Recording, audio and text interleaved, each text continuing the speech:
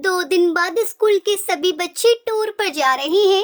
मैंने तो मैम से मना कर दिया, लेकिन मैम कह रही थी कि पढ़ाई के साथ साथ हमें म्यूजियम और हिस्टोरिकल प्लेस के बारे में देखना चाहिए और जानना चाहिए। हाँ ठीक ही तो कह रही थी मैडम। अरे हमारी बिटिया किसी भी चीज में पीछे नहीं होनी चाहिए। तुम टूर पे जरूर जाओगी। हाँ बेटा, और मैंने तो तेरे लिए नया यूनिफॉर्म भी सील दिया है, इसलिए तुझे अब चिंता करने की कोई जरूरत नहीं है। Thank you mummy papa. आप जैसे माँ बाप हर किसी को मेरी हर छोटी छोटी ख्वाहिशों को पूरा करने के लिए आप दोनों दिन रात मेहनत करते हैं। वैसे ही मैं जल्दी ही कामयाब होकर आपके हर एक सपने को पूरा करूंगी।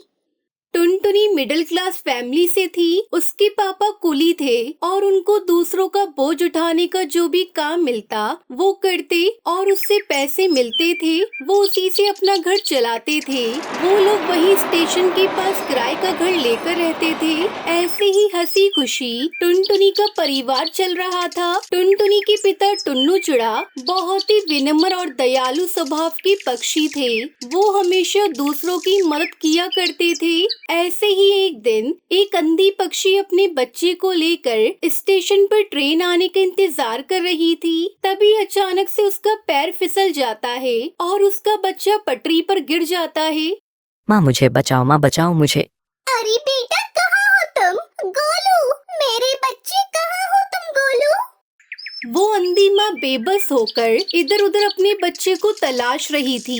गोलू ट्रेन की पटरी पर रो रहा था और तभी उधर से तेज रफ्तार से हॉर्न देते हुए ट्रेन आ रही थी। तभी टुन्नू चिड़ा की नजर उस रोती हुई माँ और बच्चे पर जाती है। वो तुरंत ही सामान वहीं रखकर तेज रफ्तार से दौड़ते हुए पटरी पर जाता है और बच्चे को उठाकर स्टेशन पर रख देता है। तभी ट्रेन आ जाती है और टुन्नू चिड़ा अपने साहस भरे जज्बे के साथ उस बच्चे को तो बचा लेता है, लेकिन वो खुद को नहीं बचा पाता और उसकी वहीं मौत हो जाती है। ये खबर जब उसके घर वालों को पता चलती है तो उनके ऊपर मानो जैसे दुखों का पहाड़ टूट पड़ता है। वो लोग फूट फूट कर रोने लगते हैं।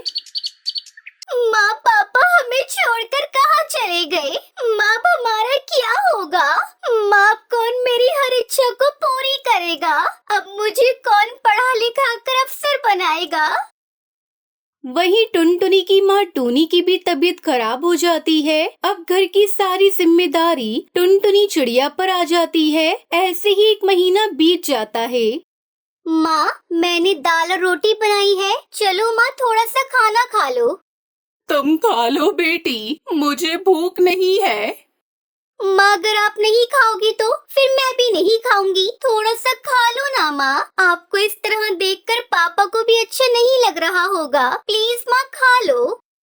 उसके बाद टूनी चिड़िया थोड़ा खाना खाती है। इसी तरह समय बीत रहा था। इस बीच टुनटुनी का 10वीं का रिजल्ट आता है और वो अपने पूरे स्कूल में टॉप करती है। माँ आप तो खुश हो ना? काश आज पापा होते तो वो कितना खुश होते। पर देखना माँ, मैं जल्दी ही आगे की पढ़ाई पूरी करके अपने पापा का नाम रोशन करूँगी। टुनटुनी ये सब कह रही थी कि तभी वहाँ पर उसका मकान मालिक कड़कनाथ सेठ आ जाता है। देख टुनटुनी, अब तुम दोनों अपने रहने के लिए कोई दूसरा ठिकाना ढूंढ लो, क्योंकि यह घर मैंने किसी और को किराए पर दे दिया है। मालिक, घर देने से पहले एक बार आप हमसे पूछ तो लेते। यह मेरा घर है और इस घर में किसे रखना है यह मुझे तुमसे पूछने की जरूरत नहीं है। तुम्हारा पति एक अच्छा पक्षी था, इसलिए मैं अभी तक चुप था, लेकिन अब और नहीं। अब तुम दोनों माँ बेटी ये घर खाली कर दो। उसके बाद दोनों माँ बेटी रोते हुए घर से निकल जाती है। माँ अब हम कहाँ जाएंगे माँ? जहाँ भी किस्मत ले जाए बेटी। चल बेटी मेरे साथ चल। उसके बाद दोनों माँ बेटी घर की तलाश में निकल पड़ते हैं, लेकिन उन्हें कहीं कोई घर नहीं मिलता। वो दोनों एक सुनसान सड़क पर बस चले जा रही थी। तभी एक तेज रफ्तार गाड़ी आती है और टूनी चिड़िया को टक्कर मारकर चली जाती है। माँ, ये आपको क्या हुआ माँ? अरे कोई है तो मेरी मदद करो। अरे कोई है। सुनसान सड़क पर उसकी मदद करने वाला कोई नहीं था। तभी उसे वहाँ एक बस दिखाई देती है और टुनटुनी चिड़िया जैसे तैसे करके अपनी माँ को बस में बिठाकर उसे चलाते हुए हॉस्पिटल ले जाती है। देखिए चिड़िया, तुम्हारी माँ के सिर से काफी खून बह गया है, हमें ऑपरेशन करना होगा। तुम जल्दी से 1 लाख रुपए जमा करवा दो। डॉक्टर साहब, आप ऑपरेशन की तैयारी करिए, मैं अभी पैसे लेकर आती हूँ। टुनटुनी उसी बस में बैठकर रो रही थी। हे भगवान, पापा को तो पहले ही मैं खो चुकी हूँ। अगर माँ को कुछ हुआ तो मैं नहीं जी पाऊंगी। मुझे हर हाल में मेरी माँ की जान बचानी है, लेकिन मैं इतने सारे पैसे कहाँ से लेकर आऊंगी? तभी उस बस में से आवाज आती है, परेशान मत हो टुनटुनी चिड़िया, मैं परी लोक से आई हुई हूँ। मैं जादुई बस हूँ और तुम्हारे परिवार वालों की अच्छाई को देखते हुए ही रानी परी ने मुझे तुम्हारी मदद के लिए भेजा है। आज से तुम्हें घबराने की कोई जरूरत नहीं है। ये लो, ये पूरे 1 लाख रुपए हैं। जादुई बस, मैं तुम्हारा ये एहसान कैसे चुका पाऊंगी? थैंक यू बस, तुमने मेरी ऐसी मुश्किल समय में मदद की जब मेरा साथ देने वाला कोई नहीं था। उसके बाद टुनटुनी वो पैसे लेकर अपनी माँ का इलाज करवाती है। कुछ दिनों में उसकी माँ ठीक हो जाती है। फिर जादुई बस टुनटुनी चिड़िया से कहती है, अब तुम दोनों माँ बेटी जल्दी से मेरी बस में जाकर बैठ जाओ, मैं तुम्हें एक चमत्कार दिखाती हूँ। उसके बाद वो बस खुद ब खुद एक बस घर के रूप में बदल जाती है। टुनटुनी, आज से ये घर तुम्हारा है। तुम अब यहाँ अपनी माँ के साथ आराम से इस बस घर में रह सकती हो। और हाँ, तुम्हें इस घर में किसी भी तरह की कोई कमी नहीं होगी।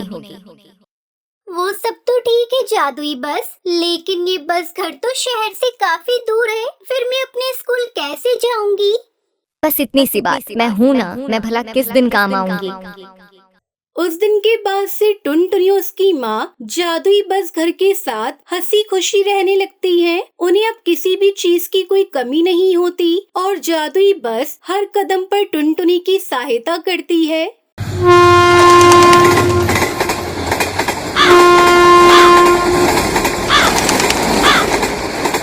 शिमला के जंगल में टुनटुनी चिड़िया अपने पति कालू कौवे के साथ रहती थी। कालू कौवे ने टुनटुनी से प्रेम विवाह किया था, जिसके चलते उनके घर वालों ने अपने घर से निकाल चुके थे। अब हम लोग कहाँ जाएंगे जी? हमारे घर वालों ने तो हमें घर से बाहर निकाल दिया। आपके पास तो अभी कोई काम भी नहीं है। कहाँ रहेंगे हम लोग और क्या खाएंगे? अरे पगली, इतना बड़ा ये जंगल है, कहीं न कहीं हमें काम मिल ही जाएगा। और रहने के लिए मैं कोई किराए का घर देखता हूँ। जब मैं कमाने लगूंगा तो अपना घर भी बना लेंगे। अब चलो यहाँ से चलते हैं, पहले हम रहने का आसरा ढूंढते हैं। दोनों पति पत्नी जंगल की मुखिया चील के पास पहुँचते हैं और उससे रहने के लिए एक किराए का घर ले लेते हैं। चलो, अब रहने का इंतजाम हो गया। मैं घर को सजाती हूँ, तुम जाकर कहीं काम ढूंढो और आते समय राशन लेते आना। अच्छा भाग्यवान, मैं जाता हूँ, तुम अपना ध्यान रखना।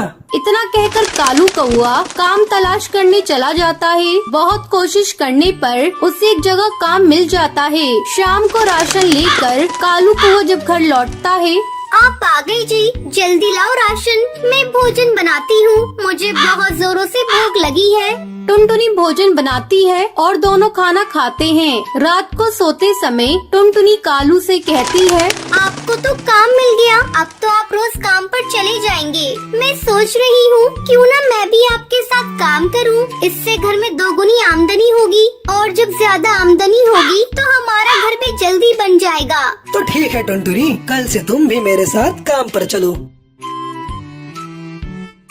अगले दिन से टुनटुनी और कालू दोनों साथ में काम पर जाने लगे। इस तरह 2 महीने गुजर गए। सब कुछ अच्छा चल रहा था।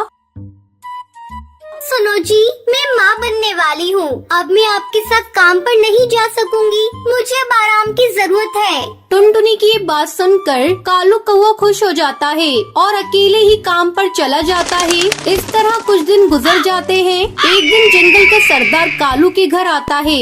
कालू, अरे ओ कालू, जल्दी घर से बाहर निकल, मुझे तुझसे बहुत जरूरी बातें करनी है। मुखिया की आवाज सुनकर टुनटुनी चिड़िया घर से बाहर निकलती है।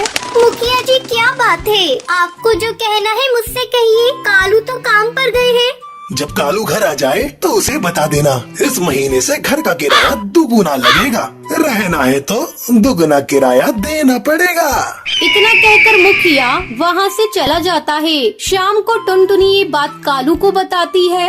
अब क्या होगा जी? वैसे भी आजकल मैं काम पर नहीं जा रही हूँ, कमाई भी बहुत कम हो रही है। दुगना किराया हम लोग कैसे देंगे? कुछ ही दिनों में अपना बच्चा भी आने वाला है, उसे लेकर हम कहाँ कहाँ ठोकरें खाते फिरेंगे। मेरा तो दिमाग काम करना बंद कर दिया है। एक बार फिर से हम लोग बेघर हो जाएंगे। टुनटुनी तू माँ बनने वाली है, तू इतना चिंता मत किया कर। तेरे और बच्चे दोनों के सेहत के लिए अच्छा नहीं होगा। रात हो गई है, कल सोचेंगे क्या करना है।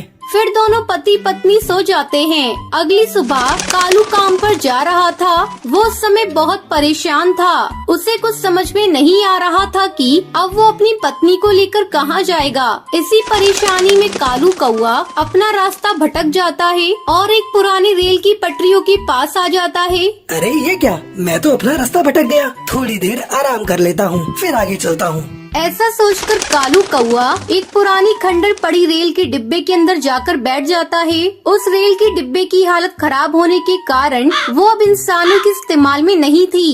अरे ये रेल डब्बा तो बहुत पुराना है और बिल्कुल खाली पड़ा है। क्यों ना हम लोग इसी में अपना घर बना कर रहे। मैं अभी जाकर टुनटुनी को बताऊंगा। फिर कालू कौआ वहाँ से खुशी खुशी चला जाता है। शाम को जब वो घर लौटता है तो टुनटुनी को रेल के डिब्बे वाली बात बताता है।